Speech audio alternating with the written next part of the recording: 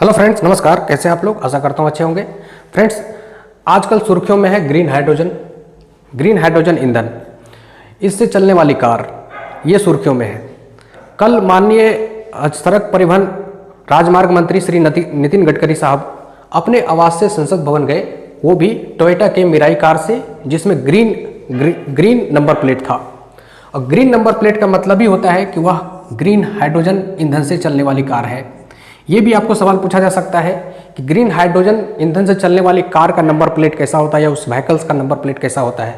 तो green number plate होता है, ठीक है, हरा प्लेट। तो ये चीज़ है। अब ऐसे में ये सुर्खियों में आया तो इसके पीछे क्या कारण है और ग्रीन हाइड्रोजन क्या है, क्या होता है, इसकी आवश्यकता क्यों पड़ी और इसकी विशेषता क्या है। ग्रीन हाइड्रोजन से चलने वाली जो भी व्हीकल्स हैं या इलेक्ट्रिक कार है, वो उसकी क्या विशेषताएं होंगी और चुनौतियां क्या क्या है, इस पर हम लोग बात करेंगे। ठीक है। तो ग्रीन हाइड्रोजन जो है ना, ग्रीन हाइड्रोजन एक ईंधन है, वैकल्पिक ईंधन के रूप में प्रयोग में लाने का जो है ये निर्णय लिया गया है। एक पायलट प्रोजेक्ट के तौर पर इसे लॉन्च किया गया। लगभग 3000 करोड़ की स्कीम के साथ, योजना के साथ इसको शुरुआत किया गया है। और टोयोटा कंपनी की मिराई कार से जिस कार से मंत्री साहब संसद भवन पहुंचे थे, उसमें जो है पायलट प्रोजेक्ट के तौर पर पहला प्रयोग किया गया है। अब इस तरह से ऐसे में हम लोग को जानना यह बेहद ज़रूरी है कि यह ग्रीन हाइड्रोजन होता क्या है और यह कैसे काम करता है और फिर इसकी आवश्यकता क्यों पड़ी, फिर इसकी विशेषता क्या है और चुनौतियाँ क्या है। तो क्या होता है ग्रीन हाइड्रोजन, तो इसको समझिएगा। ग्रीन हाइड्रोजन का मतलब होता है कि जब हाइड्रोजन को हम लोग क्या करते हैं, उत्पादन करते हैं। कैसे करते हैं?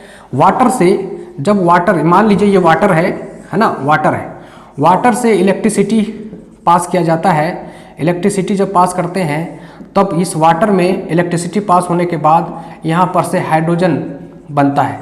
हाइड्रोजन गैस जब बनता है तो उसको सिलेंडर में भर लिया जाता है और उस सिलेंडर में भरने के बाद उस हाइड्रोजन का प्रयोग ईंधन के रूप में जब होता है तो उसको हम हाइड्रोजन कहते हैं। लेकिन अभी भी वो ग्रीन नहीं होगा। ग्रीन कब होगा? जब वाटर में इलेक्ट्रिसिटी पास होता है। तो इलेक्ट्रिसिटी कैसा होना चाहिए? रिन्यूएबल एनर्जी का इलेक्ट्रिसिटी होना चाहिए। रिन्यूएबल एनर्जी का मतलब होता है कि वैसे सोर्स से इलेक्ट्रिसिटी आना चाहिए जिस सोर्स से पर्यावरण प्रदूषित नहीं होता हो। जैसे कि सोलर पावर से बिजली आना चाहिए, या विंड पावर से बिजली आना चाहिए, या टाइडल पावर से बिजली आना चाहिए, या हाइड्रो पावर से बिजली आना चाहिए। मतलब ऐसे सोर्स का बिजली, जिस बिजली का प्रयोग करके वाटर के साथ गुजारने के बाद तब हाइड्रोजन गैस बनेगा, तो उस गैस को ही हम ग्रीन हाइड्रोजन कहेंगे। अन्यथा अगर कोयला से, थर्मल पावर से बना हुआ बिजली जब हम पानी से गुजारेंगे तब जो हाइड्रोजन बनेगा वो ग्रीन हाइड्रोजन नहीं होगा, नहीं कहलाएगा। ठीक है। तो ये अंतर है छोटा सा। इलेक्ट्रिसिटी पास करेंगे हाइड्रोजन में, मैकेनिज्म तो इसका यही है कि थ्योरी यही है कि जब वाटर से इलेक्ट्रिसिटी पास करेंगे तो हाइड्रोजन गैस विमुक्त होगा, है ना, और वो जो गैस होगा वही हाइड्रोजन कहलाएगा। लेकिन ग्रीन तभी कहलाएगा जब इलेक्ट्रिसिटी एक रिन्यूएबल एनर्जी से के द्वारा बना हो। ठीक है ना। तो solar energy, wind energy, tidal energy, hydro power से बना हुआ एनर्जी जब वाटर से गुजारेंगे तब जो हाइड्रोजन विमुक्त होगा, हाइड्रोजन बनेगा, उसको हम कहेंगे कि ग्रीन हाइड्रोजन। अब ये जो ग्रीन हाइड्रोजन है, समझ गए क्या होता है ग्रीन हाइड्रोजन? अब देखिए इसकी आवश्यकता क्यों पड़ी। इसकी आवश्यकता क्यों पड़ी? क्योंकि देखिए आए दिन पर्यावरण प्रदूषित हो रहा है। ज़्यादातर हम लोग थर्मल पावर का यूज करते हैं, है ना। 60% से अधिक ऊर्जा कंजम्पशन हम लोग का जो होता है वह कोल से बने हुए ऊर्जा का होता है। और भारी उद्योग जितने भी होते हैं वहाँ पर बिजली की भी ज़रूरत होती है और भारी मात्रा में कोयले की भी ज़रूरत होती है। कोयला भी वहाँ जलता है जिससे कार्बन उत्सर्जन अधिक से अधिक होता है। कार्बन उत्सर्जन अधिक होता है तो पर्यावरण प्रदूषित होता है। पर्यावरण प्रदूषित होता है तो जो कि हमारे लिए चैलेंज है कि जो पर्यावरण में जो फैल रही कार्बन की मात्रा है उसको कंट्रोल करना। ऐसे भी अंतर्राष्ट्रीय स्तर पर भारत कमिटमेंट भी है कि जो है आए 2030 तक में, है ना, कार्बन उत्सर्जन को बहुत ज़्यादा कम किया जाएगा। और कम करने के लिए भारत यह भी कमिटमेंट किया है, इसके लिए स्वच्छ ऊर्जा का प्रयोग किया जाएगा। और स्वच्छ ऊर्जा का प्रयोग किया जाएगा। इसी दिशा में आगे बढ़ते हुए एक प्रोजेक्ट पायलट प्रोजेक्ट के तौर पर ग्रीन हाइड्रोजन से चलने वाले कारों और व्हीकल्स का जो है ये लॉन्च किया गया। और ये वो दिन दूर नहीं होगा जब कुछ ही समय में, कुछ ही दिनों के बाद आम लोगों के पास भी यह ग्रीन हाइड्रोजन से चलने वाली कार होगी या व्हीकल्स होंगे, ठीक है ना। तो ये चीज़ है। तो देखिए, पारंपरिक ऊर्जा स्रोत में जो कोयला से बनने वाली ऊर्जा है या जो भी अन्य पारंपरिक स्रोत हैं ऊर्जा की, उससे जो है बहुत लगभग ज़्यादा कार्बन उत्सर्जन होता है, प्रदूषण ज़्यादा होता है। तो उसको कंट्रोल करना जरूरी था, इसीलिए इसको पायलट प्रोजेक्ट के तौर पर लागू किया गया, लॉन्च किया गया है। जो है 3000 करोड़ का लगभग यह एक योजना के तौर पर शुरुआती दौर में सरकार की तरफ से स्कीम लाया गया है।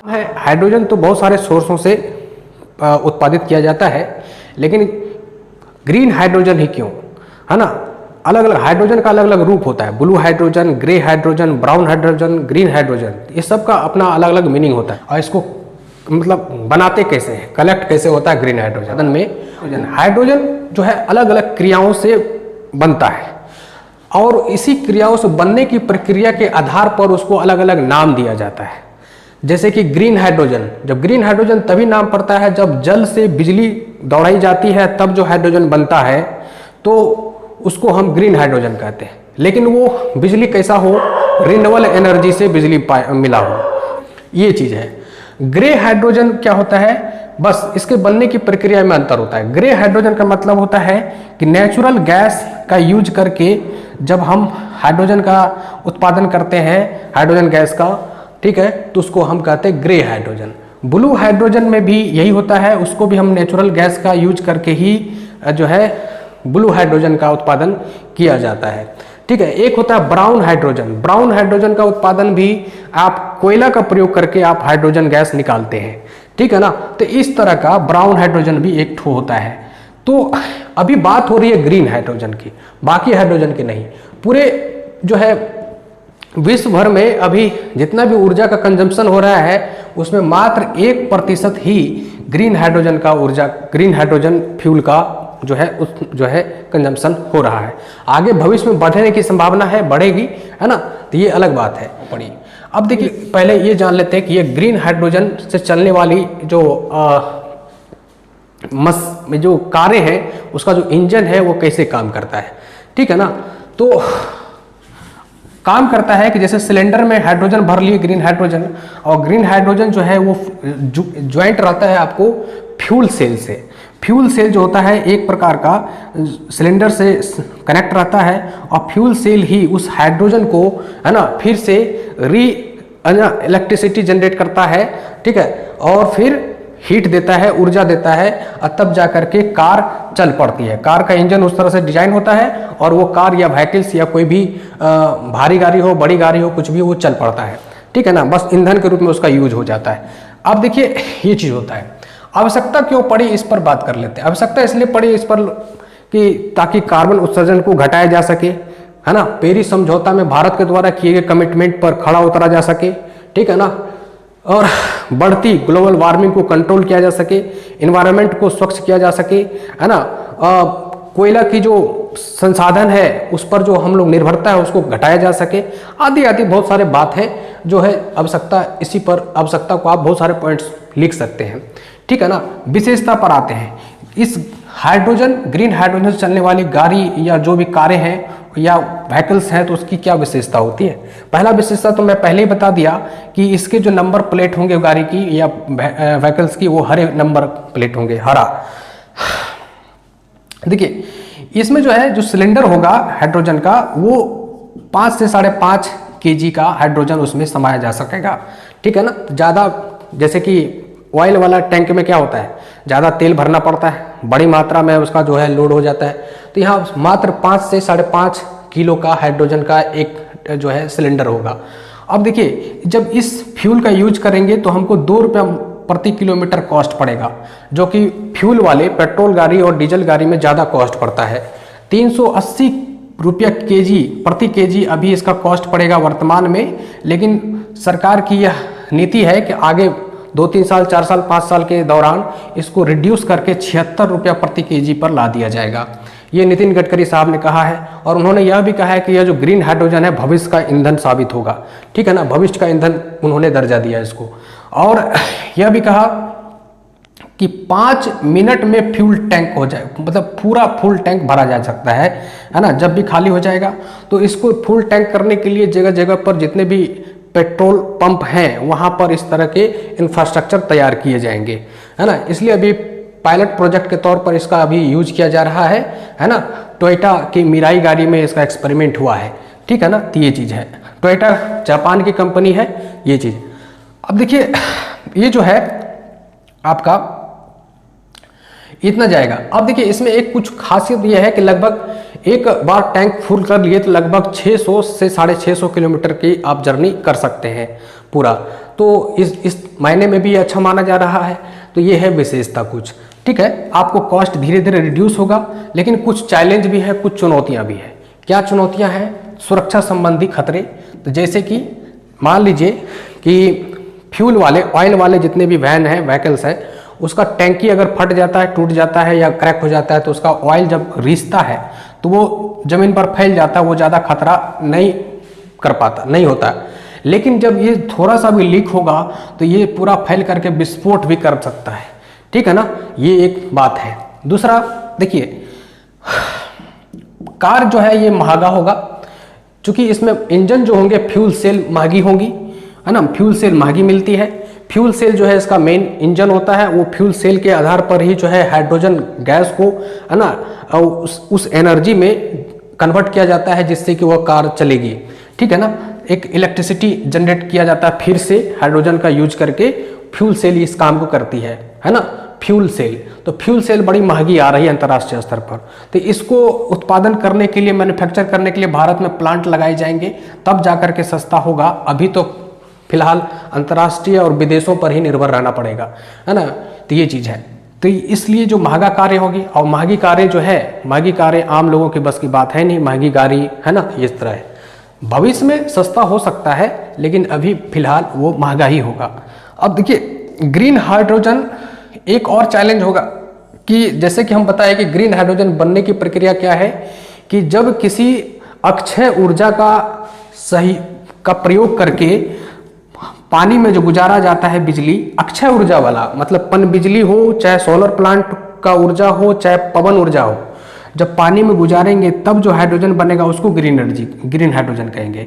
तो आप हमको ये बताइए कि पूरे देश में सोलर ऊर्जा और पवन ऊर्जा और हाइड्रो पावर कितना उत्पादन हो रहा है?